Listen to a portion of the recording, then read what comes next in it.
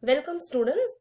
In this lecture we are going to solve a problem in a one-dimensional heat equation where the boundary conditions are given as non-zero.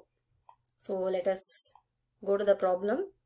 The ends A and B of a rod 20 cm long have their temperatures at 30 degrees Celsius and 80 degrees Celsius until steady state conditions prevail. The temperature of the end A is then suddenly raised to 40 while that of B is lowered by 60. Determine the temperature distribution at any point of the rod and at any time. So this is the problem. You can again read the problem and understand. So if you observe this problem, there are two states they are stressing upon. That is, one is steady state, then afterwards some temperature change happens. So that steady state will be changed to unsteady, which is actually transient. So steady state means the temperature will not depend on time. Transient state means the temperature will depend on time. So this is the difference. Now let us start the problem. So here we have two states, steady state and transient state. In steady state, this is the situation of the steady state. That is, the rod is there with length 20. So the two ends will be x equal to 0 and x equal to L, which are marked as A and B. At A, the temperature is 30 degrees Celsius here. At B, the temperature is 80 degrees Celsius. So here 80. U is temperature is denoted by U. This is the steady state until steady state. Now after that something happens. That is, the temperature at the end A is suddenly raised to 40. So if you observe at A, that now the temperature becomes 40. Similarly, B is lowered by 60. So the temperature at B is given as 60. So this is the position of the transient state. After steady state, it becomes transient state. So now let us start the problem. First, we have to find the temperature in the steady state. Steady state means you will be independent of the time. So it will be function of only x. And this is the steady state solution. Already we would have studied in theory. U of x is equal to C1x plus C2 is actually the steady state solution of one-dimensional heat equation. And with the boundary conditions, this is the steady state picture. U of 0 at x equal to 0, what is the temperature? 30. And U of L, so when x is L, the temperature is 80. So that's what we have written. U of L is 80. Now apply these two conditions here. So first let us apply U of 0, 30. U of 0, 30. What is U of 0 here? Putting x equal to 0. So when you put x is 0, the answer is C2 and it is given as 30. So the answer of C2 is 30. Now let us apply the second condition, U of L, 80. What is U of L? In the place of x we have to put L. So C1L plus C2 is given as 80. And now in the place of C2 you have to substitute 30. So what will be C1 answer? 80 minus 30, which is 50 divided by L. So the final answer of U of x is, in the place of C1 you substitute 50 by L. In the place of C2 you can substitute 30. So C1x plus C2. So C1x plus C2. And now there is a value for L given. The length of the rod is given as 20. So now you can substitute L as 20 here. You will get this answer. So this is the steady state temperature, and which is also called the initial temperature for the unsteady state. Unsteady means transient state. So this will be the steady state temperature and it will be the starting temperature for the transient state. Okay, now let us move on to transient state. And you should observe, in transient state, the temperature will be function of x and t. So we have to start as a new problem. So what is the first line? One-dimensional heat equation. As usual, we should write the heat equation. Next is the correct solution. So this is the correct solution of one-dimensional heat, which is C1 cos px plus C2 sin px into e power minus alpha squared p squared t. And now let us write the boundary conditions. So what are the boundary conditions here? This is the pose of the transient state situation, temperature quantities. So in transient state, we have U of 0 comma t. That is, when x is 0, U is 40. That's what we have written here. Then when x is L, U is 60. So U of L comma t 60. And the last will be the initial temperature. The word initial means time 0. So you have to put T0 here. So this is initial temperature which is given by the steady state temperature. See here we got initial temperature of the, the steady state temperature will be the initial temperature for the transient state. So this 5x by 2 plus 30 will come here, initial temperature. Now let us substitute all these one by one. So, but when you look at here, the boundary conditions, the first two boundary conditions has to be 0. Then only we can solve easily. But here you have non-zero. So when you have non-zero boundary conditions like this, you need to split the solution into two portions like this. us of x plus ut of x comma t, where us of x is known as the steady state part and u suffix t is known as the transient part. So you have to split the solution into two portions. One is us and other is ut. And then we have to find the answer of the two portions separately. So now let us find one by one. Now let us first find us of x, that is the steady state part. And usually in steady state, the form of the temperature distribution is C1x plus C2. So us of x is C1x plus C2. Where us of 0 is, at x equal to 0, what is the temperature? 40. So us of 0 is 40. Similarly, us of L at x equal to L, here at x equal to L, the temperature is 60. So that you have to substitute here. Now using these two conditions, substitute in this, you will get the answer of C2 and answer of C1 as usual. And substituting C1 and C2 in C1x plus C2, you will have us of x is 20x by L plus 40. And this L is 20. So you can substitute L as 20. So the final answer of us of x will be x plus 40.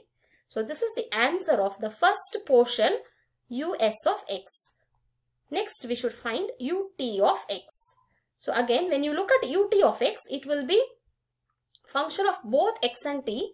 So we have to start as a new problem. So first is one-dimensional heat. Next is the correct solution. Next, we have to write the boundary conditions. But to write the boundary conditions, you have to make use of this. How we get this? Because we splitted u as us plus ut. Remember, we splitted the solution u as us plus ut. So if we need the answer for ut, we can write that as u minus us. So from here, ut will be u minus us. So that's what we have written. So ut will be u minus us. Remember this. Now let us go to the boundary conditions of ut. Ut of 0 comma t we need, ut of L comma t we need, and the last will be the initial temperature, that is ut of x comma 0. So how these answers comes? Let us see. Ut of 0 comma t will be, what is ut? U minus us. So u minus us. So ut of 0 comma t will be u of 0 comma t minus us of 0. Because x is 0 here. X is 0. So what is u of 0 comma t and us of 0? Let us go to the portion. U of 0 comma t, somewhere we would have written, see, this is 40. And us of 0 is 40. So substituting here, 40 minus 40 is 0. Similarly, ut of L comma t will be u of L comma t minus us of L. So where you have u of L comma t and us of L, you can look at here. U of L comma t 60 and us of L, somewhere we would have written us of L is 60. See? So that's what we have written here, 60 minus 60 is 0. See, indirectly we are making the first two boundary conditions 0. So that's why the splitting process happens. And the last ut of x comma 0. So again, what is ut of x comma 0? U minus us. So u of x comma 0 minus us of x, because we are putting t0 here. So t0, here there is no t. Remember, there is no t. So where you have u of x comma 0, somewhere we would have written, this is u of x comma 0, 5x by 2 by plus 30. So taken right here, minus us of x. What is us of x? Us of x is here, x plus 40. So substituting that. So this minus this. And the final answer, 5x by 2 minus x will be 3x by 2. And plus 30 minus 40 you will get, which is minus 10. So this is the answer of ut. Now let us substitute these boundary conditions one by one. So already we have applied so many times these kind of boundary conditions. So We are just writing the final answer here. When you apply the first boundary condition ut of 0, t in the correct solution. Where is the correct solution? This is the correct solution.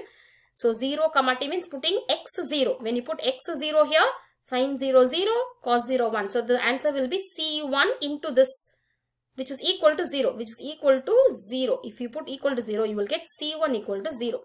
So the first answer is C1, 0. Similarly, when you apply the second boundary condition, you will get, what is the second boundary condition? L, t. X you have to put L. So when you put X is L here, you will get sin PL. Already C1 will be 0. Sin PL, C2. So C2 cannot be 0 because the full answer will become 0 then. So sin PL will be 0. When sin PL is 0, PL will be n pi. So you will get P equal to n pi by L. So these are the two answers which we will get when you apply the first two boundary conditions. Now before applying the third, since third is a non-zero boundary condition, we have already seen before applying a non-zero boundary condition, we have to generalize the solution. So what's the meaning of generalizing? Substitute these two answers in the correct solution. This is the correct solution. So substitute C1 0 here, C1 0 and P equal to n pi by L. P equal to n pi by L. When you put that, you will get C2 sin n pi by Lx e power. In the place of P, you have to put n pi by L. In the place of P, n pi by L. So when you substitute, you will get like this. Now generalizing this. What's the meaning of generalizing this? C2 you should generally write as Cn. And you have to allow n from 1 to infinity. So you will have summation. C2 should be written as Cn and summation n equal to 1 to infinity. Sin n pi x by L e power this term. And now let us substitute L as 20. Substituting L as 20. So this is the most general solution. Now in this most general solution, we should apply the third boundary condition. The third boundary condition. So let us take and write the third boundary condition. Ut of x, 0 is 3x by 2 minus 10. So apply this third boundary condition in the most general solution. So this is the most general solution. This is the most general solution. Here when you apply ut of x, 0, which is 0 here, t is becoming 0. So here when you put t 0, e power 0 will become 1. E power 0 becomes 1. So you have like this. And the condition says this is equal to 3x by 2 minus 10. And just you call this as f of x. Now look at this. Summation Cn sin n pi x by 20 equal to sum f of x. So what can you observe from here? Is it not your half range sine series problem? Yeah, this is the half range sine series problem where in the place of Bn here you have Cn. Instead of Bn here you have Cn. So let us write the formula for Cn, which is actually the formula for Bn. So take and write the formula for Bn here. And this is the formula for Cn. So substitute in the place of L as 20 and f of x as 3x by 2 minus 10 into sin n pi x by 20. Now observe this. You have to integrate this. How to integrate? Using Bernoulli's law. Keep the first, integrate the second, minus differentiate the first, integrate the second. It goes like that. So keeping the first term 3x by 2 minus 10, integrate the second. Sin when you integrate minus cos n pi x by 20 by n pi by 20. Minus differentiate the first. So this when you differentiate 3 by 2 minus integrate the, into integrate the second. Cos when you integrate sin. Divided by again n pi by 20 will come. So totally n squared pi square by 20 square, which is 400.